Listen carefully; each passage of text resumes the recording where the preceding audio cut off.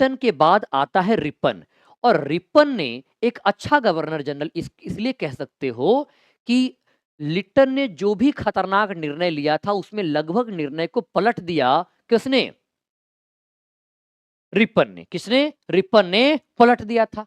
ठीक है, देखो यहां पे लॉर्ड लिट्टन 1880 से 1884 तक रहा। कब से कब तक?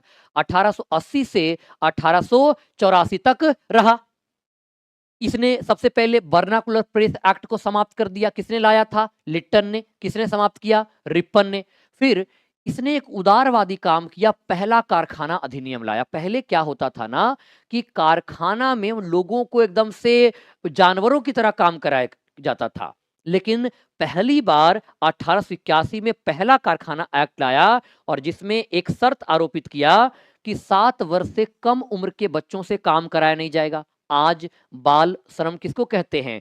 14 वर्ष से कम उम्र के बच्चों से काम कराने को। लेकिन उस समय सोचिए कि 7 वर्ष के बच्चों से भी काम कराया जाता था।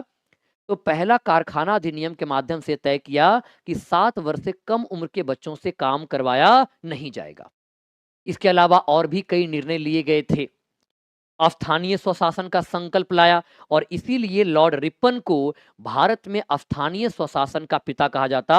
ये जो स्थानीय स्वशासन पर संकल्प लाया था, इसको क्या कहते हैं? भारत में स्थानीय स्वशासन का मैग्ना कार्टा कहा जाता है। भारत में स्थानीय स्वशासन का मैग्ना कार्टा।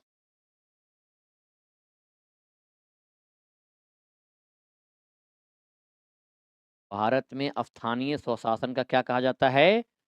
मैग्ना कार्टा कहा जाता है। ठीक है, ये भी ध्यान रखना, स्थानीय स्वशासन का मैग्ना कार्टा कहा जाता है। और यही कारण है कि रिपन को भारत में स्थानीय स्वशासन का जनक कहा जाता है।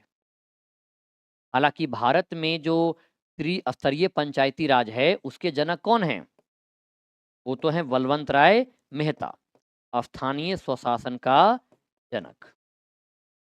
और अगर इसको भी देखोगे तो इसने 3 स्तर की बात किया था, जैसे जिला स्तर पर जिला बोर्ड की बात किया था।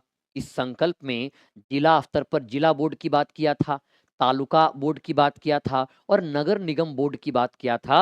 तो जो स्थानीय स्वशासन पर संकल्प लेकर आया था रिपन ने, इसमें भी 3 स्तरीय प्रणाली की बात किया था। नगर निगम पर स्तर पर स्थानीय स्वशासन को सुनिश्चित करने के लिए नगर निगम बोर्ड, तालुका स्तर पर तालुका बोर्ड, और तीसरा जो है आपका थर्ड जो है वो है आपका, गौर करना, जिला बोर्ड की स्थापना करने की बात किया था।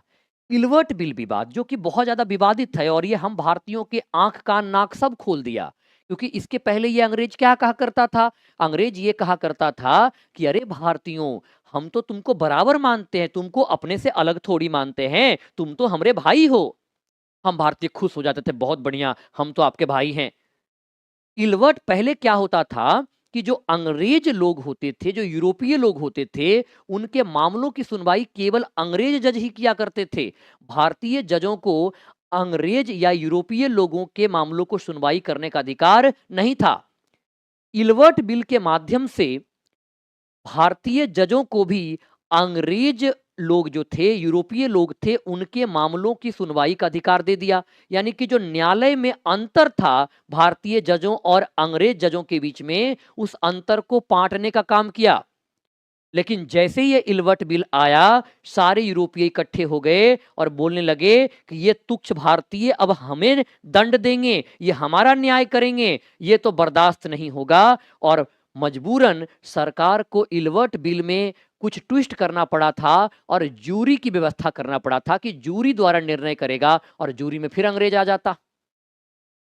इस प्रकार से भारतीयों को पता चल गया कि ये अंग्रेज केवल झूठ मूठ का कहता है कि हम तुमको बराबर मानते हैं, ये तो भेदभाव, नस्ल भेद की नीति से प्रेरित है और नस्ल भेद की नीति को अभी भी ये लागू कर रहा है। तो ये इलवर्ट बिल का विवाद था जो रिपन के समय में ही आया था। शिक्षा पर हंटर आयोग आया, क्योंकि 1854 में जो वुड्स डिस्पैच आया वो विश्वविद्यालय शिक्षा पर फोकस था, हायर एजुकेशन पर फोकस था, प्राथमिक शिक्षा पर बहुत ज्यादा फोकस नहीं हुआ था। तो प्राथमिक शिक्षा को बेहतर करने के लिए हंटर शिक्षा आयोग लाया गया था। विलियम हंटर के अध्यक्षता पे 1882 में हंटर आयोग गठित किया गया और यह प्राथमिक शिक्षा पर केंद्रित था। ये किस पर केंद्रित था? ये प्राथमिक शिक्षा पर केंद्रित था, प्राइमरी एजुकेशन पर केंद्रित था। प्राथमिक शिक्षा पर केंद्रित था। ठीक है, इसको ध्यान रखना है, किस पर केंद्रित था? प्राथमिक शिक्षा पर केंद्रित था। और 1881 में इसी के समय में भारत में प्रथम बार दशकीय जनगणना की शुरुआत होती है, यानी कि जो प्रत्येक 10 वर्ष पर जनगणना कराई जाती है वो शुरुआत रिपन के शासनकाल में ही हुआ था। इसके बाद 1883 में एक अकाल संहिता लेकर आया, अकाल कोड बनाया, फेमाइन कोड कहते हैं कि अकाल के समय सरकार के क्या क्या कर्तव्य होंगे, सरकार चीजों को कैसे प्रबंधित करेगा, इन तमाम चीजों को लेकर के एक अकाल कोड बनाया था जिसको फेमाइन कोड के नाम से जानते हैं। किसके नाम से? फेमाइन कोड के नाम से जानते हैं। 1883 का इल्बर्ट बिल बताया ही। और जो लिट्टन ने सिविल सेवा में प्रवेश की आयु को 21 वर्ष से 19 वर्ष कर दिया था, उसको वापस इसने 19 वर्ष से क्या कर दिया? 21 वर्ष कर दिया।